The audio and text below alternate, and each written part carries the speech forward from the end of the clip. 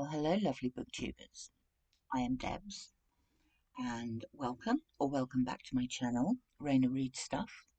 I am here in the book shack, and it's Sunday, so I'm going to do my weekly wrap up.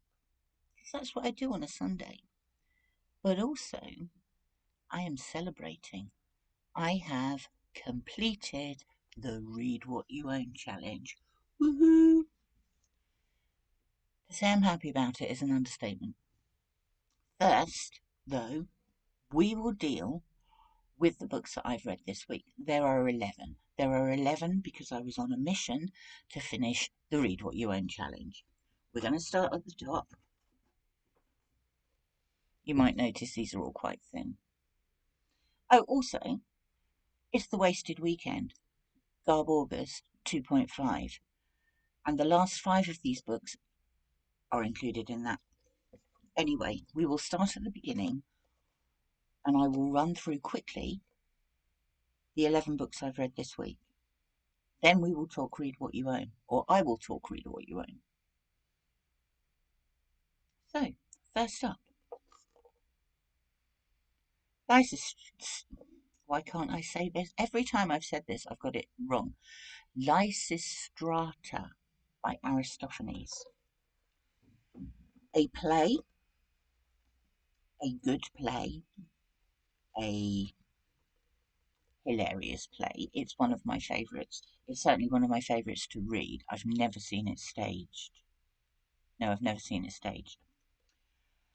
Lysistrata is a woman of Athens. Athens, the city-state, which is at war with various other city-states pretty much most of the time. She's had enough. She calls her women friends together and they decide they are going to stop the fighting.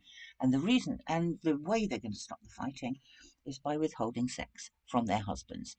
And so they do. And there is, they hold themselves up in the Acropolis and refuse to come out, refuse to have sex until the wars have ended. They also summon the women of Sparta and get them to agree to the same. Part written in verse, part in prose. It's just hilarious and brilliant, and everybody should read it because it's very, very funny. Number 1. Number 2 was an author I'd never tried before. This is Mrs. Sarotoris. It's by Elke Scmitter. It's translated from the German by Carol Brown Janeway. It's a book about a woman who is stuck in a marriage that is pretty loveless, really. It's pretty dull. She's bored. Her husband sniffs her breath when she comes home to see if she's been drinking. She finds herself a lover. They have a wonderful time.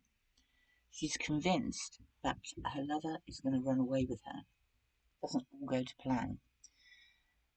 This is really good. It's really well written, and it is about love and betrayal, and I thoroughly enjoyed it. Third, this week, Hilaire Belloc's selected cautionary tales. I read this when I was a kid, and it's really fun. I think they're hilarious, these poems. We have Jim, who ran away from his nurse and was eaten by a lion. He should have behaved himself. We have Matilda, who told lies and was burned to death. We have Rebecca, who slammed doors for fun. She perished miserably. I love these. Really quick read, which is just what I needed in a week that I had to read 11 books. Great fun. I'm going to read them to my grandson when he gets old enough to understand. Fourth, Muriel Spark, The Prime of Miss Jean Brodie, an absolute classic. Miss Jean Brodie is a teacher who has different ideas as to how she should educate the youngsters in her grasp. She has a few favourites. They're called the Brodie set, and the school she is employed at, which is in Edinburgh, is forever trying to kick her out for not educating the children in a way that they think is appropriate.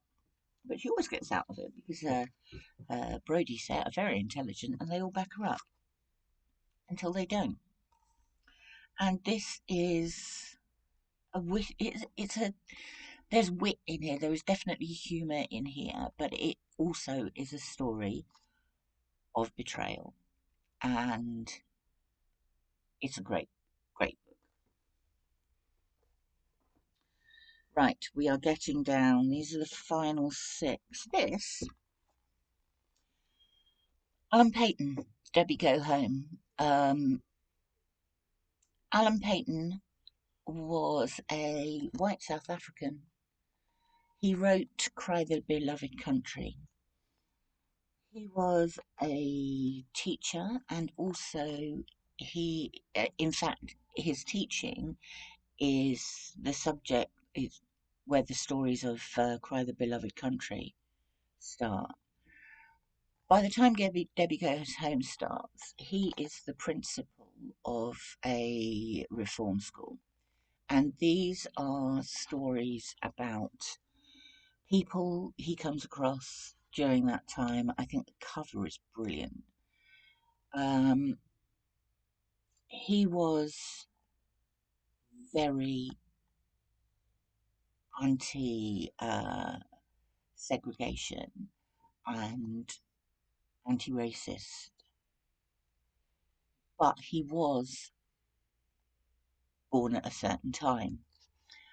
These stories resonate with me. He has the ability to. He just sees the person, doesn't see the colour of their skin, and I thoroughly enjoyed this.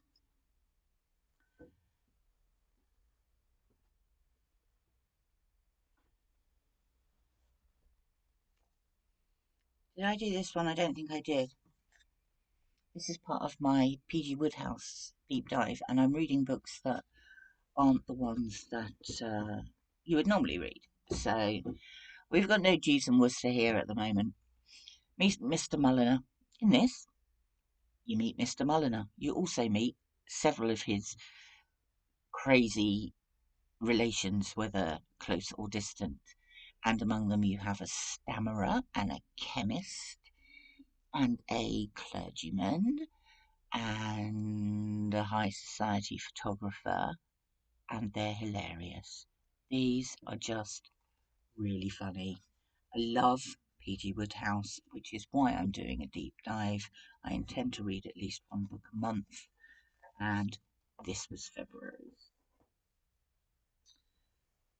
Now, yesterday I had 5 books to read, and it was the start of the Wasted Weekend, Garb August 2.5, organised by Olly at Criminale.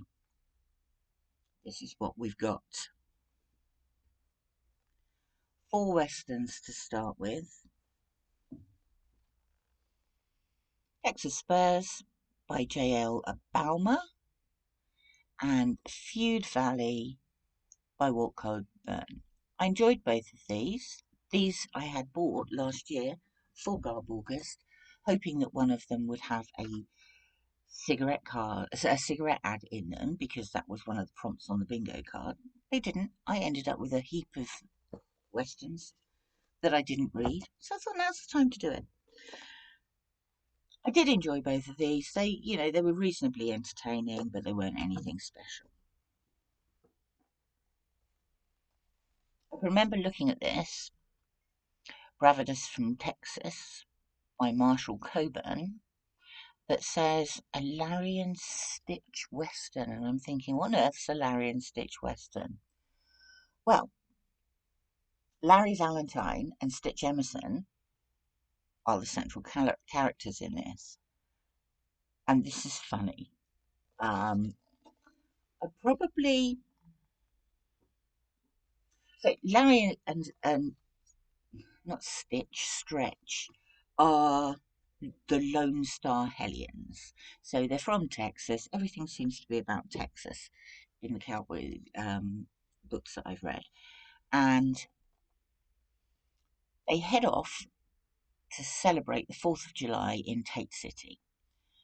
In the meantime, a guy who was put away for 4 years is released from prison, and he is after getting his revenge on a gentleman from Tate City. And this could almost have been a slapstick black and white western, a comedy western. It was funny. I enjoyed it. I mean, at one point, you've got a strong man who is indebted to Larry and Stretch, and he's so strong that he can bend the bars of the prison window while they're languishing in jail. So he bends the bars open, they get out, and he bends the bars shut again. And then when they want to get back in, he does the same thing. If I see any more of these, I will buy them. Second to last book, another cowboy book, Kiowa Trail, Louis L'Amour. And actually, I loved this book, and I loved this book to the extent where I think I might actively source some more Louis L'Amour books. This had a great protagonist. It had a good, strong female character. Actually, Texas Spurs had a good, strong female character as well. This was really good. Um, yeah, I'd like to read some more. I really like to read some more of Louis L'Amour. Finally, this is my final book of the Wasted Weekend, and it is also the final book of the Read What You Own challenge.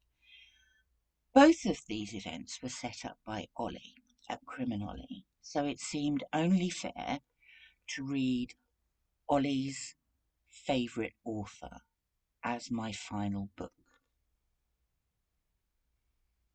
Ed McBain Cut Me In. I was introduced to Ed McBain by Olly in Garb August last year and was surprised at how much I enjoyed it. So I've got some more. I know he's most famous for his precinct novels. Neither of the ones I've read are precinct novels. This says it's its first publication in over 60 years, and it was first published in 1953. This edition is 2016. You've got a literary agent called Joshua, who is partners with a guy called Del Gilbert. They've just signed a what should be a really lucrative contract with a writer of westerns called Cam. Jake turns up at the office one morning. Del Gilbert, who he doesn't like very much, they're just partners, is dead on the floor. The safe's open, the contract's gone. Initially, he is a suspect, but the DI who is investigating the case begins to get a bit fed up with him. Actually, he can prove that there's another murder, and he can prove that he didn't do it. And so they look elsewhere. In the meantime, Josh decides he's going to solve the murder himself. It's not at all what you think it is. There's lots of twists and turns, lots of action. Every woman, no, I'm lying actually. I think there are 6 female characters in the book, and 4 of them throw themselves at him. It's good fun, it's a good story, and I loved it, and it just seemed an appropriate way to round off the Read What You Own challenge. Now, like I say, these were all pretty thin, and I have to confess that during the Read What You Own challenge, I read these. They're all upside down. I read these. And these are part of the Little Black Penguin Classics. I've got an 80-box set. I hooked out all of the ancient authors. So we've got Homer, Ovid, Virgil, Herodotus, Plato, etc., etc., etc. And I don't feel I'm cheating.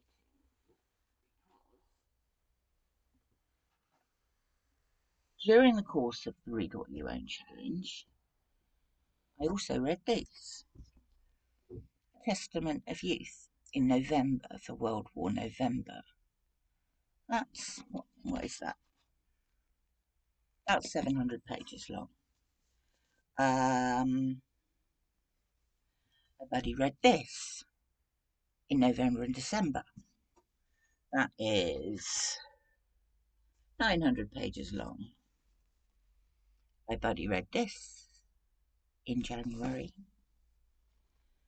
That is 600 pages long. But the achievement I'm most proud of is I also read this as part of the Read What You Own. 1,200, 1,300. Yeah, 12 and a half of War and Peace by Leo Tolstoy. And it was brilliant. Now, my thoughts on Read What You Own. I have now not bought a book for 105 days, I think it is, which has obviously saved me a lot of money.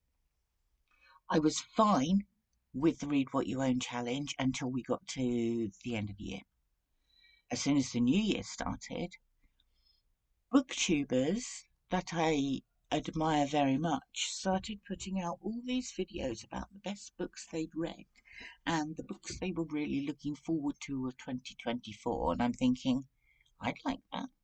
I'd like that. I'd like that too. But I couldn't buy them because I hadn't finished. So now, what I've learned from that is I was writing down all these books thinking, I've got to buy that, I've got to buy that, I've got to buy that. When I went through them, there are a handful of books that I still want to buy. So it's the old story about putting in something in the, your online book buying basket. Leave it there for a few days. Decide whether you really want it, because I am compulsive when it comes to buying books. What I've decided to do, this here is my reading journal, and it's got pages of what I've read, and this is just January and February. There's February's page.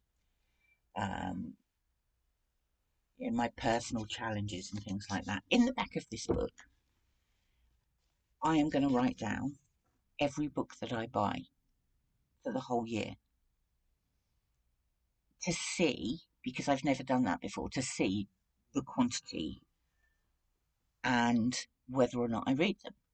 So I shall write down every book that I purchase, and I shall also mark them if and when I've read them. And the ones I haven't read will form the basis of my Read What You Own challenge that will probably kick off at the end of this year. So if I buy 1,500 books and only read 10, that means I've got 1,490 books to read before I'm allowed to read any more. I'll see how I go. That's the plan at the moment anyway. I loved the Read What You Own challenge. I loved Garb August 2.5, The Wasted Weekend. I'm glad I finished the Read What You Own challenge. I may yet read some more Garb August books, who knows. Anyway, I'm done. I think I might put in an online book order because I feel I deserve it. Thanks for stopping by. I might well be back in the week with a book haul. Who knows? I hope you enjoyed this. If you did, please think about liking and subscribing. That would be lovely. If you want to leave a comment, I like to chat, so feel free. That's it for now. Thank you very much for watching. I will see you in the week. Bye for now.